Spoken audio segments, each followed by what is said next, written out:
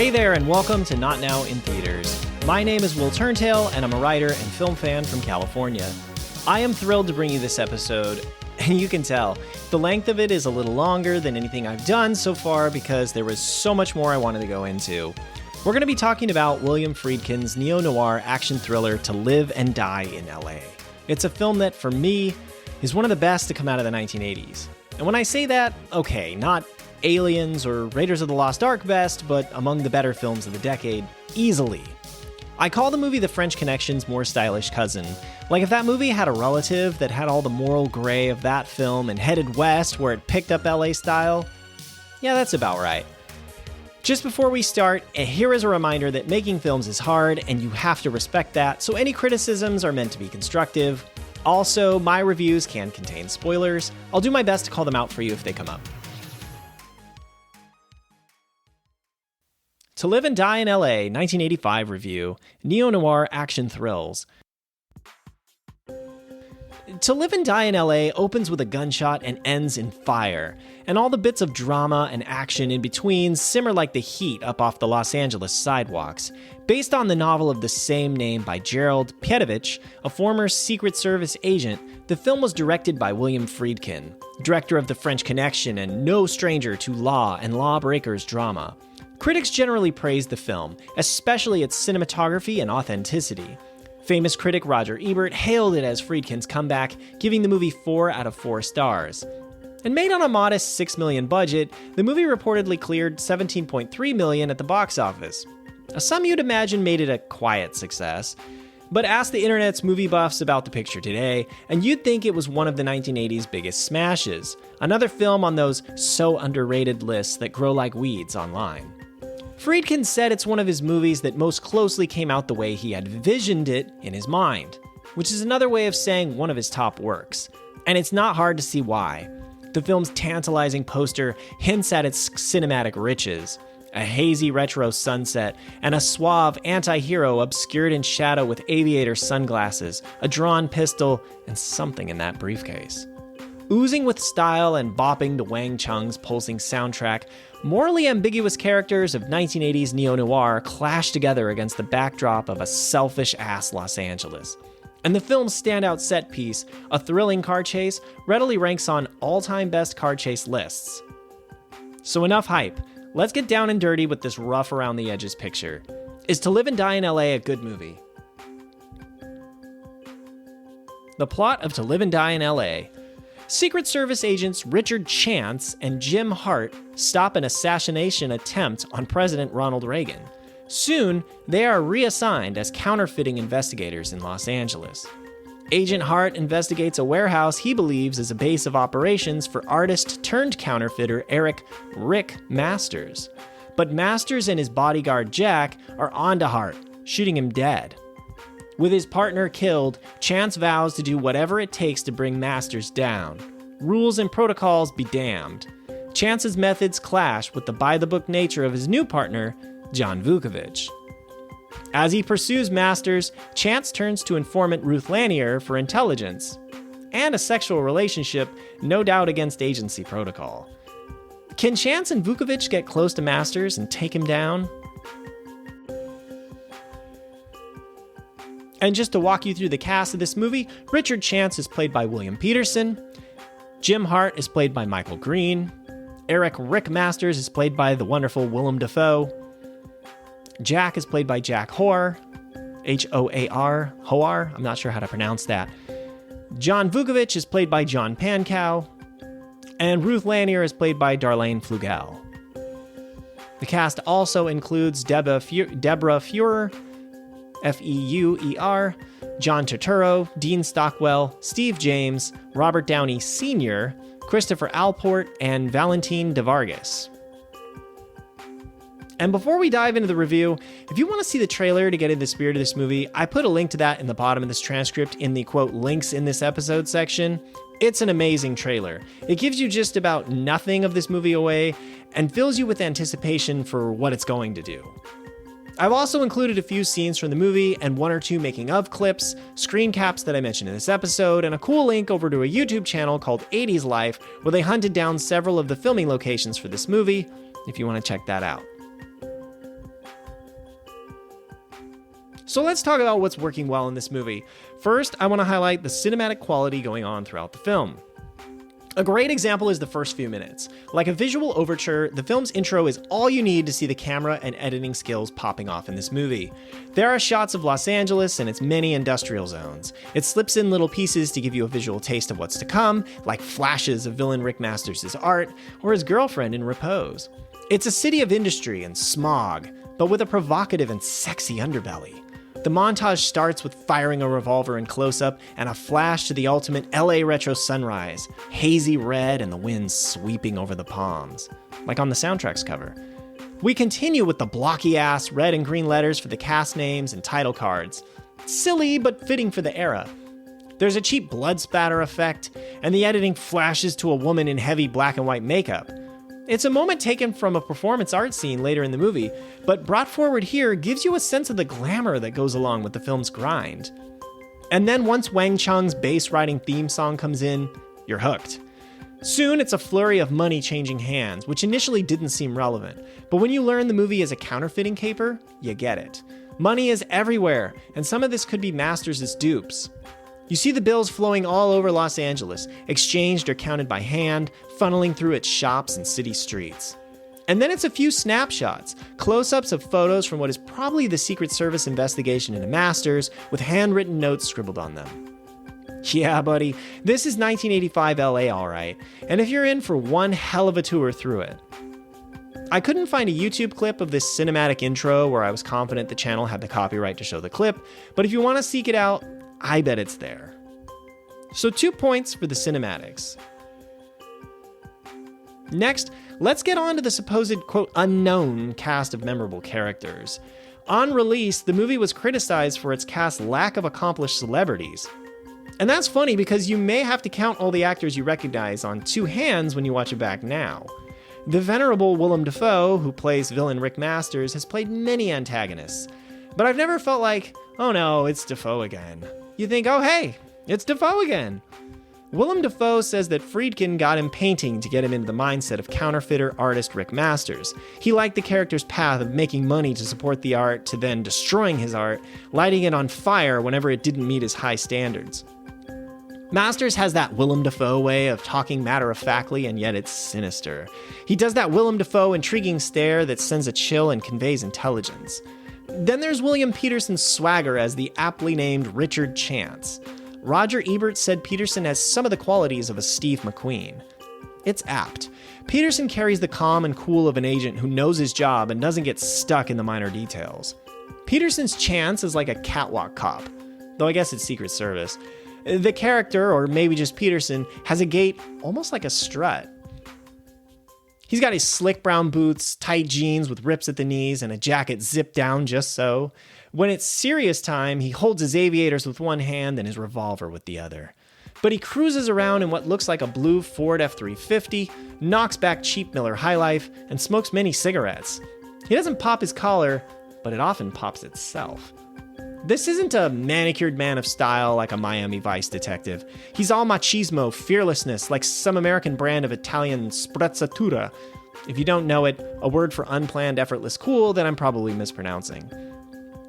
Darlene Flugel, as Chance's informant and off-the-books affair, Ruth Lanier, plays it pitifully but alluring.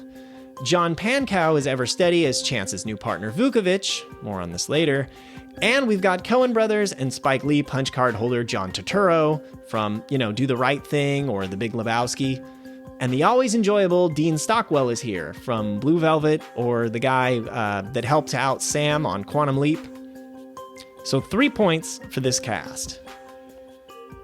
This next category, I'm calling LA Grind. Ask anyone who has worked anywhere in LA or Hollywood. This movie has the dog-eat-dog, where can you get me, I'm sizing you up vibes. Characters use each other to get what they want, even the ones that look like they're losing the game. Allegiances are formed on mutual needs and broken apart as soon as it's gone. It's almost a meta piece that way. It made me wonder if Friedkin was thinking about Hollywood. So another point for the LA Grind. And now, surprisingly, 2 points for the Wang Chung soundtrack. Wang Chung, yes, the Everybody Wang Chung Tonight band, surprised me with their soundtrack. Electronic with thumping bass and wailing guitars, it injects scattered energy into every scene, amping you up into feeling the action, sometimes harder than it hits. Even exposition scenes like Masters making counterfeit money to the track City of Angels. You gotta love the way the Wang Chung music comes into it to give the whole process that extra feeling. And my personal favorite of the mix... Oh, and by the way, I have a link to that specific scene in the links section here at the bottom. I recommend checking it out. It's real cool. And my personal favorite of the mix is Black, Blue, White. It brings in those drums and synths like, yeah. It's like being inside Richard Chance's invincible head, ready to bomb forward and never looking back. Next, 4 points for the car chase and Kraken fights. Friedkin being Friedkin, he declared he would only put the car chase in this film if it topped what was in The French Connection. And when you consider that movie regularly makes best car chases of all time lists, it's quite a bold statement. But this car chase also makes those same lists. You have to love this flurry of close calls and revving engines because it's done in the old way. No CGI, all dangerous, all real.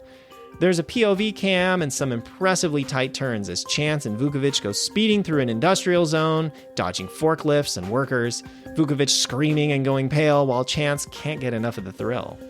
I also enjoyed a minor edit in the car chase. They flash back to Chance's base jumping from the bridge earlier in the film, hovering just above the water. Just for that split second, the movie wanted you to show you he's drawing on that invincibility mindset here. But nervous Vukovich? Nah, the editing shows you he's still fixated on the disaster that put them in this chase. And the film's fights aren't choreographed for style so much as they're real-feeling struggles. When Masters has to square up to the massive muscle that is Steve James's Jeff Rice and his pals, it's a desperate scuffle. There's tipped-over furniture and attempted strangulation, not choreographed swings, blocks, and hits. Now 2 points for what I'm calling 80s not-so-buddy cops. It wouldn't be the 80s without a buddy cop pairing in this movie, though I guess it's buddy agents here. From a family of law enforcers, John Pankow's Vukovich is a by-the-book agent, and the maverick Richard Chance is intent on living up to his last name. It looks like a heavy-handed, all-too-obvious pairing meant to produce sparks. But the contrast between Chance and Vukovich is more about creating an added source of tension in the story than creating a gimmick or a selling point for the film. So as much as a staple as the buddy cop formula would be in the 1980s, the necessity of it here keeps it on the right side of the lines and enjoyable. Peterson has said in behind-the-scenes interviews that he thinks Chance believed, with his badge, he was above not only the law but life and death. And that freewheeling perspective flows through the movie. A thrill-seeker, Chance leaps from a high bridge toward the water, only a cable tied to his legs saving him from the last moment from the plunge. And Chance doesn't care for the rulebook. He steals evidence from crime scenes before the police can catalog it.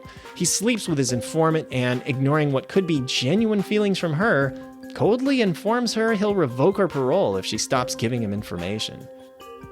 And like how a scream queen in a horror movie makes the terror more real for the audience, John Pankow shows us every anxious idea floating around in Vukovich's head as he protests his new partner's wild methods. And now we have to mention the film's length, pacing, and energy. At 1 hour and 56 minutes, the movie gives itself enough runway to land. And the pacing is ever forward. There are action sequences organically peppered throughout and plenty of characters in motion. Friedkin wanted to make the movie fast, both on and off the screen. The picture had a meager $6 million budget, and much of the crew was non-union and urged to work quickly. Shoot outside, a few takes, and get it done. This behind-the-scenes momentum intentionally slipped into the film, as Friedkin would shoot scenes allowing actors to think they were rehearsals, then yelling, "cut," and putting their spontaneous work into the movie. Friedkin would also unexpectedly continue scenes without telling the actors beforehand so they could improvise. Often the footage of extended scenes made it into the film. For example, in a making-of video, Peterson said that in the scene where Vukovich and Chance hold up and search the diamond buyer, as far as the script went, it had played out. But instead of yelling cut, Friedkin just let it go and kept rolling cameras. Peterson, as Chance, just kept smashing the locked briefcase against the wall. It actually did break, which was unexpected. Improvising, Peterson and Pankow, as a now furious Chance and Vukovich, strip search the guy for the money they think he's carrying, kicking him and dropping him down. And I have to agree with Peterson. Since it was real, it looked more authentic.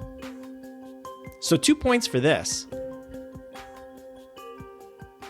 And now for what I'm calling LA Portrait, which is worth another point. With Friedkin and crew's dedication to shooting on the streets and buildings of Los Angeles, the movie is an imprint of a particular place and time. You can see the haze of 1980s LA, the era's graffiti decorating the sides of buildings, its concrete bridges, and the maze of stuck traffic on its freeways. Had the movie stuck to the sound stages, it wouldn't have the same appeal now. And while The French Connection is rusted out and gritty as a chainsaw left in the rain, To Live and Die in LA, especially when it moves inside, is neon and hip. To paraphrase, Friedkin has said in an interview that he mainly hired men on the production design of The French Connection, and so intentionally hired mostly women on this film to get what he describes as a more feminine aesthetic. And that worked. While the two films have similar themes about law enforcement, they are visually set apart.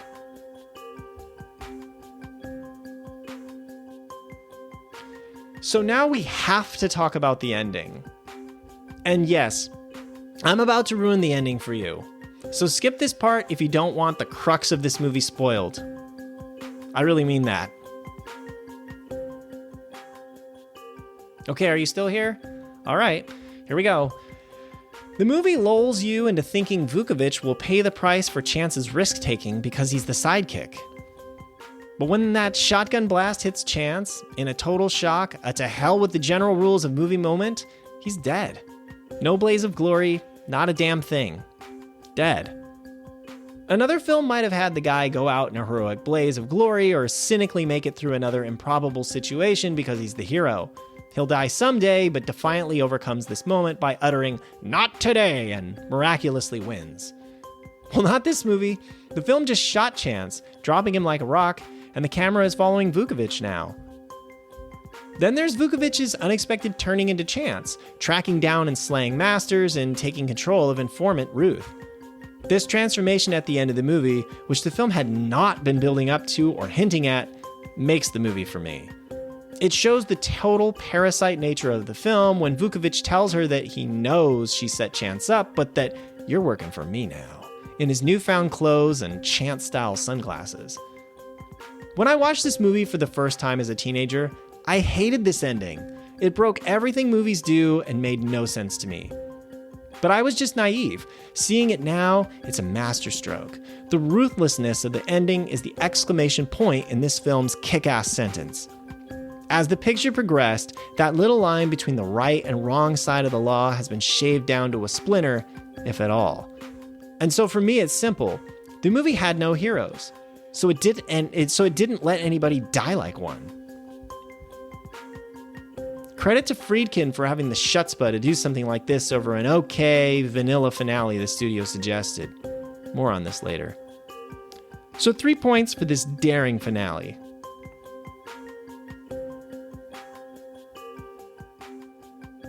So adding things up, To Live and Die in LA reaches 21 points. On my scale of let's not watch, should I watch, or go watch this movie, that's gonna nab it my go watch rating. To Live and Die in LA is a well-paced, slick action thriller.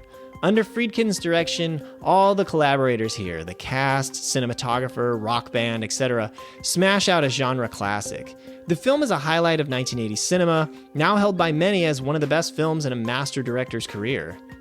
Tune in for an all-time great car chase, frequent tension, and near voyeuristic views of dog-eat-dog Los Angeles. The movie leaks all the goo of the era and city in which it was made all over the screen. A tasty retro sunset on a freeway by the beach goo.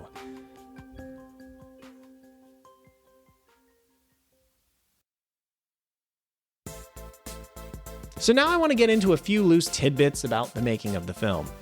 When Chance is chasing a suspect with fake credit cards over a bridge, the actor running away from him is none other than Gary Cole, at the left of the photo I linked in the links section. That's aka Bill Lumbergh from Office Space. The counterfeiting scene is so convincing because the production used real-life counterfeiters to do the job. Still, it did not show Willem Dafoe at work in all the footage, but Dafoe eventually learned the process. And if he still has the know-how, maybe he could produce some dollar bills with his face on them. I'd love to spend some Dafoe dollars. It was potentially illegal for the cast and crew to be in a warehouse in the desert printing fake money. Dafoe believes they could have even gotten in real trouble here and that there was tension on the location about it, especially one day when a helicopter flew overhead. Over 1 million fake dollars were created for the film, though with 3 noticeable intentional mistakes to keep the currency from leaking out to the real world. But despite this precaution and burning the fake money, some of the duped bills disappeared off the set. It turned up when one of the crew members' sons tried to buy candy with it, and the clerk got the authorities involved. Apparently, the inspiration for the wrong way car chase came from real life. William Friedkin had fallen asleep at the wheel in 1963 and woke up in the wrong traffic lane, and ever since he always thought he'd use that in a movie. It took 6 weeks to shoot the wrong way car chase. It's said Peterson did much of his driving and that Pankow's stressed out reactions are real. According to Peterson, every morning the blood would drain out of Pankow's face, learning what Peterson was going to be doing in the car that day. I can't blame him. It wasn't lost on the actors that the car chase was the last thing they were filming, i.e., if something happens to one of them, they still have the movie.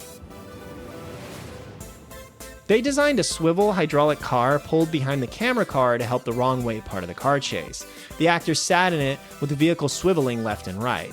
And from the angle, it looks entirely believable with all the traffic going past them.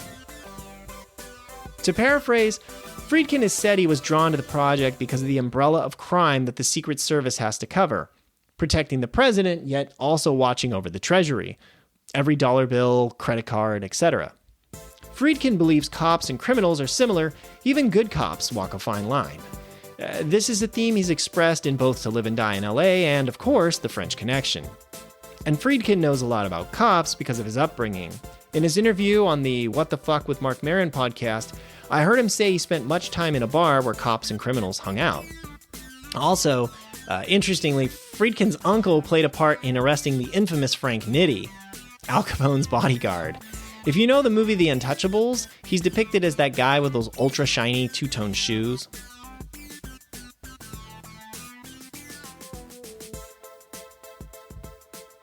To Live and Die in LA's legacy. What makes up the legacy of To Live and Die in LA? Well, many things. And first up, another major spoiler warning for this section. I'm about to give away the ending for the second time, so you're going to have to skip this if you don't want that ruined. Okay, are you still here? Okay. First, Friedkin was urged by the studio not to kill off Chance, and they actually shot the movie both ways. In the alternate ending, which you can find on YouTube, I bet, their boss gets the credit for taking down Masters. While their boss is on TV talking about the story, Vukovich and Chance watch in disbelief. They've been transferred to Anchorage, Alaska, a little building in the middle of nowhere. The credits roll as the camera, in a helicopter shot, I think, flies out, out, out. Yeah, that ending works, but it's not badass. It would have taken the thrust off the real movie. As we touched on in the introduction, this film wasn't that popular at release, but has become a classic. I'm sure it makes the underrated or hidden gem lists out there. I can't draw you a straight line, but I would guess this movie helped influence many films where morally ambiguous law enforcement officers take actions that almost mimic the men they're chasing. The standout wrong way car chase, of course, is well remembered. The internet says film schools are still studying it, but I don't know how the internet knows that for sure. Wang Chung's soundtrack, full of synths, was reportedly not that popular for action thrillers at this time. But I think you see it in later 1980s and 1990s movies, and perhaps this film helped drive that creative decision, considering how well it works here. Willem Dafoe was definitely not in his first role here. He'd already worked with the likes of Walter Hill on Streets of Fire, and before that, starred in Catherine Bigelow's The Loveless. The internet will tell you boilerplate that this role helped propel Dafoe's career. Still, I would say Oliver Stone's Platoon, coming out the following year in 1986, was much, much bigger for him. He was nominated for an Academy Award, but hey, maybe To Live and Die in LA got him that role, so alright. William Peterson did have a big break starring in this movie, and undoubtedly it helped make his career. Funny enough, Peterson turned down a part in Platoon, and it would have been interesting to see him and Dafoe on screen together again. They have good chemistry. Apparently, Peterson also turned down the role of Henry Hill in Goodfellas. Man, maybe he feels differently, but that feels like two misses to me. And as good as Ray Liotta was, I wonder what the universe where Peterson played the part is like. But don't feel bad. Peterson went on to have a strong career. He has been in films like Michael Mann's Manhunter and Young Guns 2. And he's most known for his role as Gil Grissom on the television show you've probably heard of, CSI: Crime Scene Investigation. He appeared from 2000 to 2015 and was in some of the spin-offs. Apologies to any cast members I didn't highlight. For highly influential cinematographer Robby Müller, this was just another example of his excellence and, no doubt, kept him in further demand. In addition to working with Friedkin on this film, he collaborated before and after this film with the likes of Wim Wenders, Peter Bogdanovich, Jim Jarmusch, Michelangelo Antonioni, Lars von Trier, and more. The guy even shot director Alex Cox's Repo Man, which I think was episode 6 of this podcast. If you know it, the Tupac Shakur song To Live and Die in LA is reportedly unrelated to this movie. Lastly, to give this film a legacy from me, I would include it in my list of 1980s movies everyone needs to see.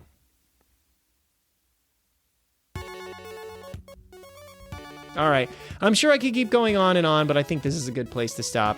Thank you so much for listening. I hope you'll take some time to watch To Live and Die in LA. And if you've seen it, what do you think about the movie? Am I overhyping it?